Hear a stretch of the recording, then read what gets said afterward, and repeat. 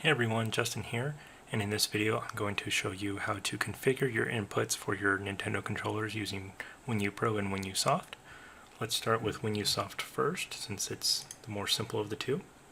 Currently WhenUSoft only works with Nintendo controllers, but as it gets updated and such, it'll probably work with more controllers as well. In WhenUSoft, it only emulates X input devices, which are Xbox 360 controllers. So in order to get that functionality, you need to first install the SCP driver, which is included with the WhenUSoft download folder.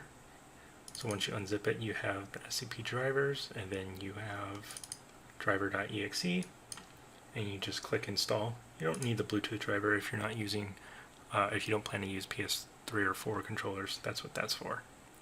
You can install it anyway, it doesn't hurt. Once you have that installed, all you have to do is click on this Xbox icon and choose the controller that you want it to output to, device 1 or device 2. After your controllers are connected, it'll automatically give it a default mapping.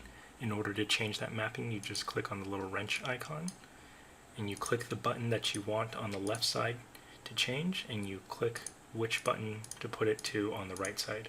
There's even a none option if you don't want it to emulate anything. You can save these profiles and load them as well. For Wii remotes, it works the same way.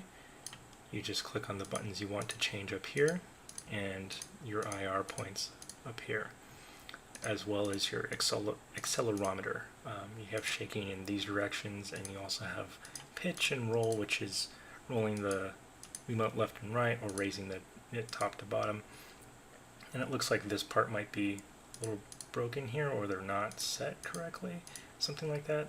So that might be something to look for in a new update. The Wii remote extensions are also supported. So if I plug in a nunchuck here, the icon will change and the configuration will change to also give you nunchuck inputs of up, down, left, right, and of course the input that you're changing is listed up here and what it's changing to over there. And the nunchuck accelerometer is also supported. And the Classic Controller and Classic Controller Pro configurations are supported as well. And those work all in the same way. Now let's move on to WhenUPro.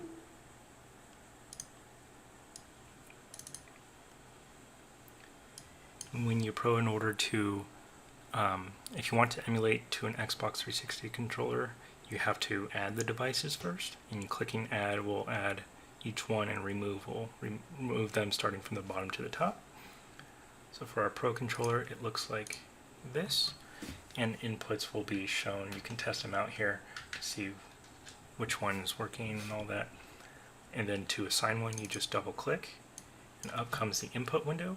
You can assign to keyboard inputs just by clicking on which one you want. You can do multiple inputs at the same time. You can use turbo, and you can slow or increase the rate that it fires. You can use inverse input, which means whenever you're not pressing the button, the emulated input will be applied. You can use keyboard key detection by clicking here and start typing. You also have mouse input to emulate the direction, the mouse speed, the buttons, also applying turbo to those or inverse input to those if you like. The scroll up and down. Continuous scrolling is to continuously scroll up or down.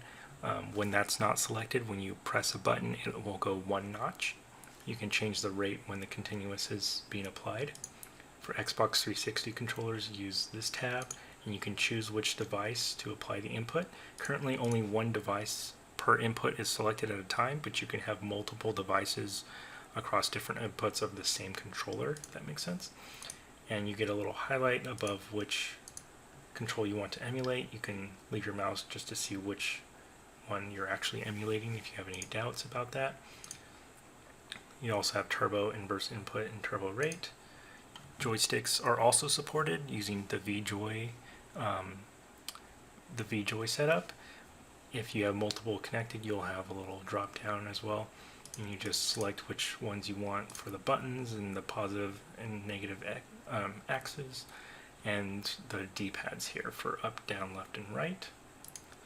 And then if you're not planning to use any of the left on this particular input, you can use a shift state. You can't have a shift state and also emulate, say, a joystick input on the same input. It's either any of these, one or more of these actually, or simply just the shift state.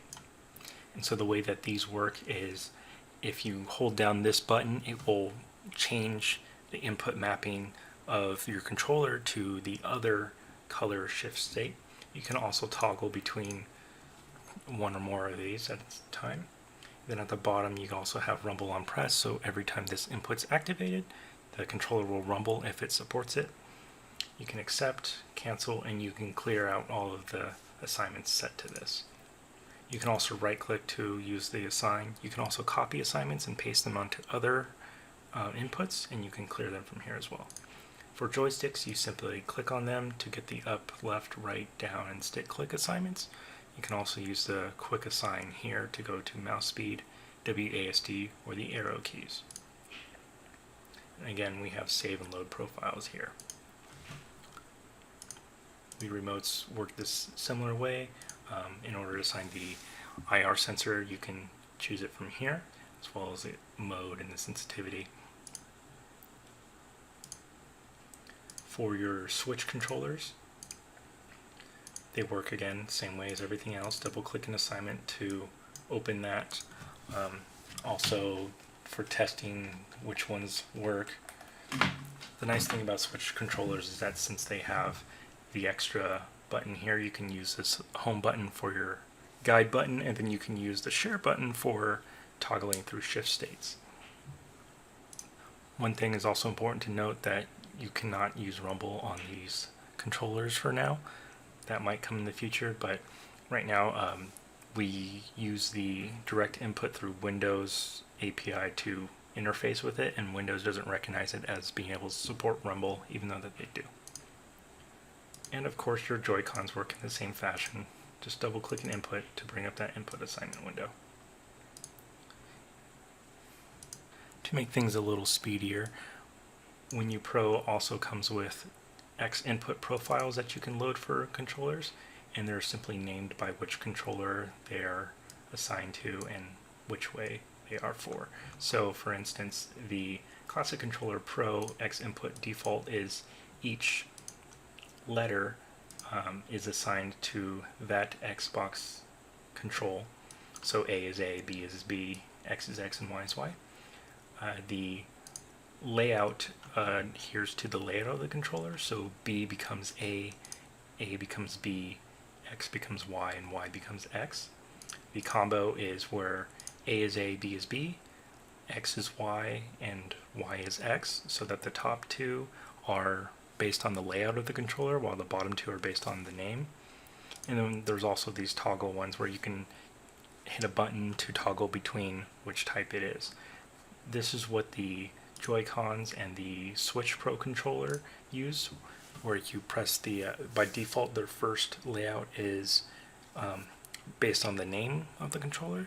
If you hit the share button, it will cycle through the other layouts, which is based on the layout of the face buttons or the combination of the two. And that concludes this video on how to assign inputs for the controller. If you have any questions, please use the forums to look for anyone who has had a similar problem before. If you cannot find a similar issue that has been answered, please post a new post in there asking for help, and I'll get to it when I get a chance, or someone else is kind enough, they will get to your question first. Thank you.